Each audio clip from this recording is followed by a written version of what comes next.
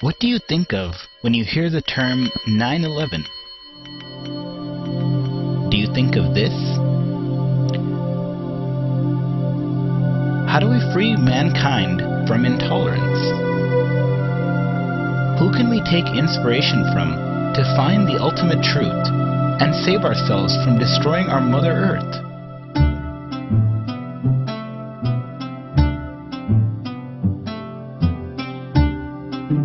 Does India have something to contribute to the crisis that is facing humanity?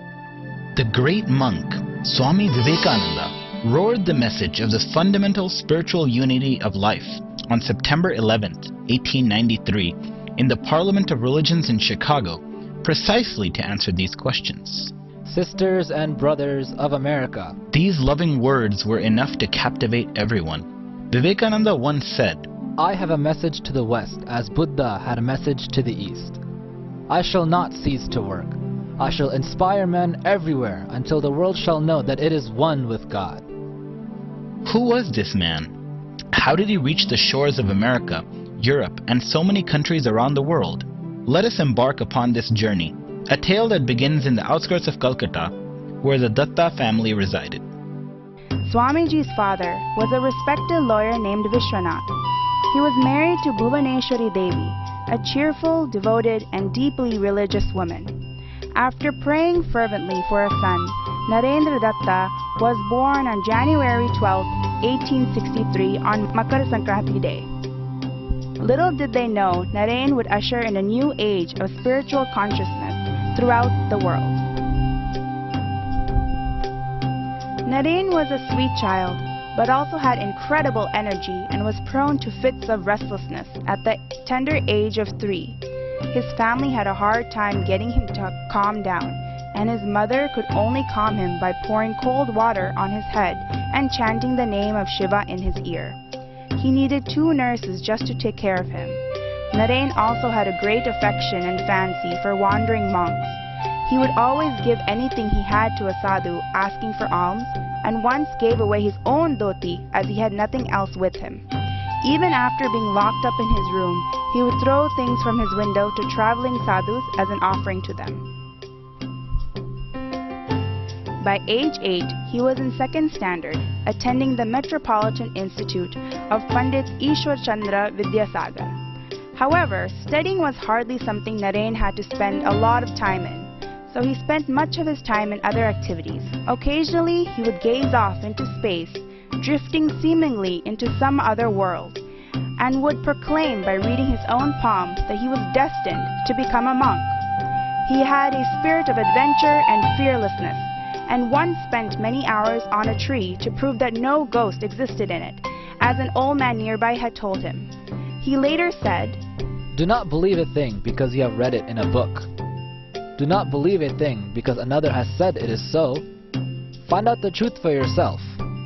That is realization. Naren attended the Scottish Church College between 1881 and 1884. He grew more intellectual in nature and joined the Brahmo Samaj, a Hindu social reform organization that protested against certain orthodox practices in Hinduism. Dissatisfied with mere intellectualism, the desire to know the ultimate truth and to know God became stronger. He asked many people whether they had seen God, but no one gave a satisfactory answer to him. One of his professors mentioned that the great saint, Sri Ramakrishna Paramahamsa, was not too far away, so Naren and 2 of his friends decided to go meet him. The meeting was a strange one, with Sri Ramakrishna talking to Naren as though they had known each other for years. Naren immediately asked the question as to whether Sri Ramakrishna had seen God, and he replied, Yes, I see him just as I see you here, only in a much more intense sense. If one weeps sincerely for him, he surely manifests himself. Naren was totally taken by Sri Ramakrishna's direct response. He knew that there was something special to him in spite of the fact that his intellectual side had some trouble completely believing him. Yet it was not long before Naren would completely surrender himself to this wise sage. After completing college, he was drawn back to Ramakrishna and grew tremendously under his guide. His spiritual training went on for over 4 years, and included fun and frolic, as well as intense discussions and teachings of Vedanta, Bhakti Yoga, and Jnana Yoga. By 1885, Sri Ramakrishna was tragically diagnosed with throat cancer, and everyone knew that his end was not far away. Narayan's meditation intensified at this time, and just before Sri Ramakrishna's passing, Narayan had his first experience of Nirvikalpa Samadhi, the total dissolution of oneself into the Brahman or Supreme Divinity. Just before passing away, Sri Ramakrishna passed out saffron robes for all disciples and established Narayan as the next head of the Ramakrishna order. Although all the disciples were in deep mourning when Sri Ramakrishna passed away in 1886, they knew that they had been extraordinarily fortunate to have partaken in his life and teaching. By 1887, Narayan and the remaining disciples established a mutt or monastery at Baranagar near Calcutta, where he gave each of them new names as monks. Amongst them was Gangadhar, who received the name Swami Akhandananda. Swami Akhandananda later became the guru of Sri Guruji Golwalkar, the second head of Rashtriya Swayamsevak Sangh. Although Narayan initially took the name of Swami Vivedhishananda, it was rarely used, and he eventually took the name of Swami Vivekananda. In 1888, Swamiji began to travel across various parts of India. During his visit to Rajasthan, he met Mangal Singh, a local king who firmly believed that worshipping a stone or an idol was foolish. Swamiji knew that there was no way to intellectually convince him otherwise, so he asked the king's minister to take a picture of the king that was hanging on the wall and spit on it. The minister was shocked by the suggestion and immediately refused to do so. Vivekananda said to the king, "See, Your Highness, though this is not you in one sense, in another sense it is you. One glance at it makes them see you in it. Thus it also is with the devotees who worship stone images of gods and goddesses." This was the bold and direct way of Swamiji that brought a change in everyone he met. It was here in Rajasthan that Swamiji met the Raja of Khetri, who gave him the name Vivekananda. Afterwards, he visited Gujarat and traveled through many parts of South India as well. During his journey, he had seen in great depth the kind of poverty, hunger, and degeneration of our ancient Hindu practices all over India.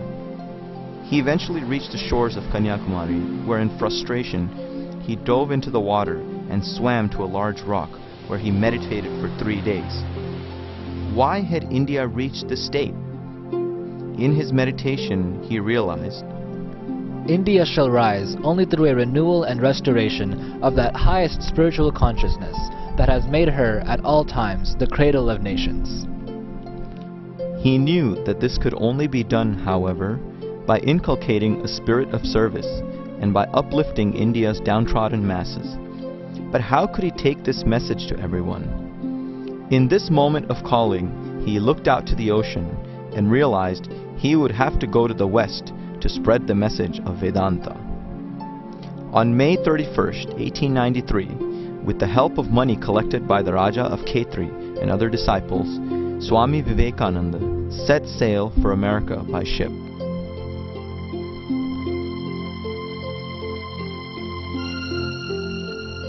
After passing through East Asia, the ship eventually landed at a port in Vancouver. From there, he took a train to Chicago. As the American people were unaccustomed to seeing Hindu monks in saffron clothing, he was mocked and discriminated against by the local populace on several occasions. It was then, in the middle of July 1893, that he also found out that the deadline had already passed for signing up as a delegate for the World Parliament of Religions. Swamiji on multiple occasions thought that he may simply have to return to India. But he knew that the message of Hindu Dharma and universal oneness had to come to the West.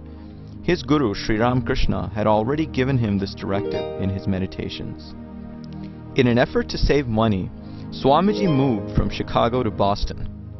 There he was able to meet the famous professor J.H. Wright of Harvard University.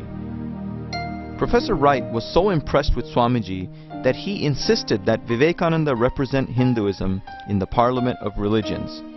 Professor Wright stated, To ask you, Swami, for your credentials is like asking the sun to state its right to shine.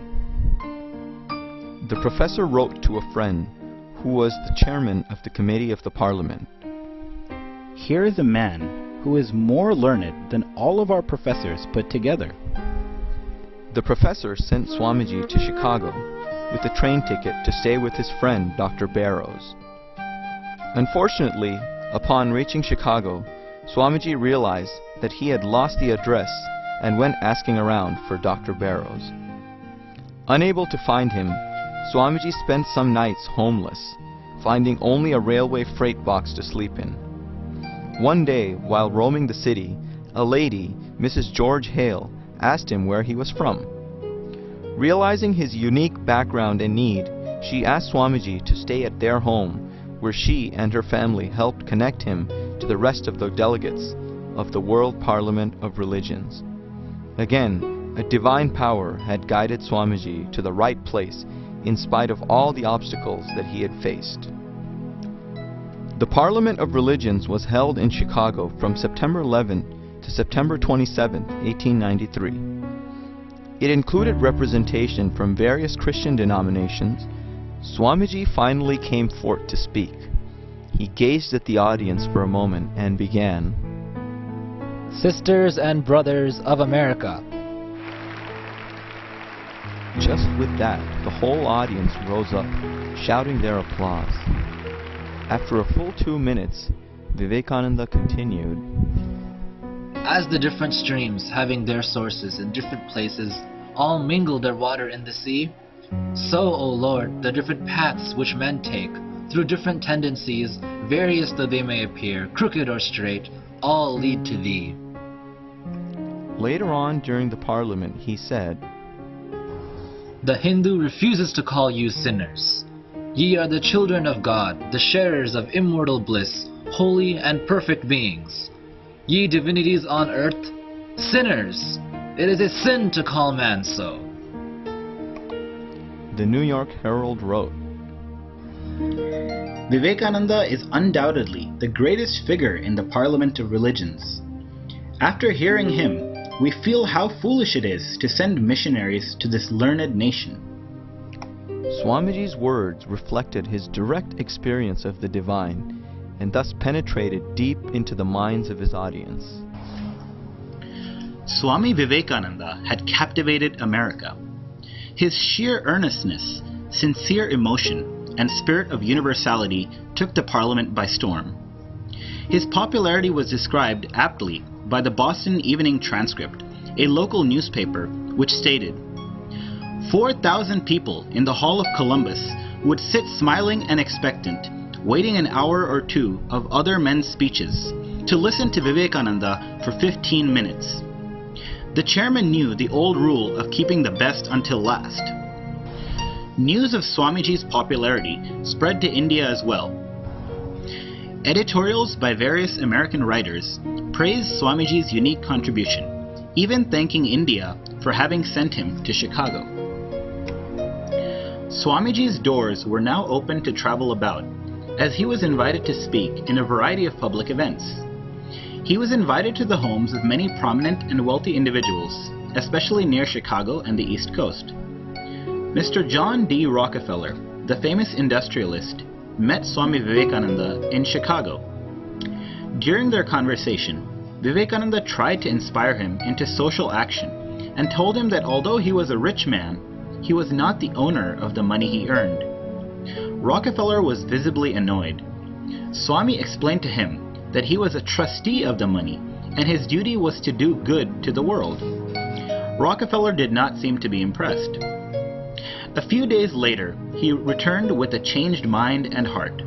In his hand was a document that had his plans to donate money by creating public institutions. This was Rockefeller's first large donation to public welfare. Later, as the richest man in the world, he would also become a legendary philanthropist who would go on to define the structure of modern philanthropy. Swamiji continued to tour various parts of America, including Wisconsin, Michigan, Iowa, and other parts of the Midwest. He sometimes would be mistaken as an African American, and would be rejected stay in hotels or barbershops. Upon finding out the next day in a newspaper who Swamiji was, they would go to him and apologize. Later on, when a Western disciple asked Swamiji how come he didn't explain who he was, Swamiji replied, What? Rise at the expense of another? I did not come to earth for that. Swamiji even faced a situation where he was invited to a small town in the Midwest, where upon commencing his speech, some in the audience proceeded to fire bullets past him to scare him off. But Swamiji continued unperturbed, and the cowboys who shot the bullets called him a right good fellow, since he didn't show any fear throughout the ordeal. By 1895, Vivekananda had set up a private lecture class in New York, where he discussed different spiritual paths, particularly on Jnana Yoga and Raja Yoga. He then traveled to England and had a lecture tour there as well. During the winter of 1895, Swamiji met Nikola Tesla, the father of electricity and a well-known scientist. Tesla had attended some of Swamiji's talks during the Parliament of Religions and was keenly interested in the Vedantic perspective on the relationship between energy and matter. Swamiji mentioned clearly in this context that, I have myself been told by some of the best scientific minds of the day how wonderfully rational the conclusions of Vedanta are. I know one of them personally, who scarcely has time to eat his meal or go out of his laboratory, but who yet would stand by the hour to attend my lectures on the Vedanta. For, as he expresses it, they are so scientific, they so exactly harmonize with the aspirations of the age and with the conclusions to which modern science is coming at the present time. in England, Swamiji met Margaret Noble, who became his disciple and took the name Sister Nivedita. She was a rare example of a woman with a deep spiritual quest, as well as a profound love and compassion for the people of India. During this time, Swamiji also sent a series of letters to his disciples, as well as brother disciples in Baranagar, to develop a movement wherein spirituality would not just be about one's own salvation, but about serving mankind. In one letter to his brother disciple, he stated, "You have renounced everything. Come, now is the turn for you to banish the desire for peace too. Don't worry in the least, heaven or hell, don't care for anything, but go, my boy, and spread the name of the Lord from door to door. It is only by doing good to others that one attains to one's own good, and it is by leading others to bhakti and mukti that one attains them oneself." These words provided the inspiration that ultimately led to the founding of the Ramakrishna Mission. By 1897, Swami Vivekananda left America and arrived in Colombo, Sri Lanka. He was given an ecstatic welcome there by thousands of people. His voyage continued through India and was filled with earnest devotees and people waiting to hear Swami Vivekananda's inspiring words. He spoke on the great spiritual heritage of India, as well as the need for the social upliftment of India's masses. He said, "Service to humanity is service to God." The series of lectures he gave through this journey gave rise to the book From Colombo to Almora, which encompassed the patriotic fervor and spiritual intensity that he charged everyone with. In 1899, Swamiji took a second trip to America, visiting the West Coast and establishing Vedanta societies in San Francisco and New York. He also visited Europe as well as Japan, attending various conferences on religion. By 1901, he returned to India. Tragically, his health was declining severely due to asthma and diabetes, and he had told several people that he would not live to be 40. Swamiji passed away, attaining Mahasamadhi on July 4th, 1902 while he was meditating, and was cremated on the banks of the Ganga. Swami Vivekananda's life was a tribute to Hindu Dharma, a dedication to the spirit of universal peace, and an inspiration for all. He spoke both of the need to develop an indomitable will in the face of difficulty, as well as the need to imbibe deep humility and serve your fellow human being. Few have inculcated both qualities so completely and manifested it into their lives as a role model for all to come. Come, join Hindu Swayamsevak Sangh in celebrating this year, the 150th birth anniversary of Swami Vivekananda, to spread his message and imbibe his spirit of selfless service within each other.